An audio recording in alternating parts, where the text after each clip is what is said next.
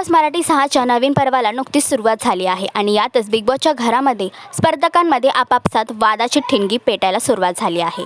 अलीकडे नॉमिनेशनमध्ये सागर करांडे आणि तन्वी यांच्यामध्ये वाद सुरू झाले होते, तर फ्रॉम टास्कच्या दरम्यान ओमकार आणि विशाल या दोघांमध्ये देखील एक मारहाणी झाली होती। वादाच्या वातावरणात घरात एकच अतिशय आणि भावनिक क्षण पाहायला मिळाला।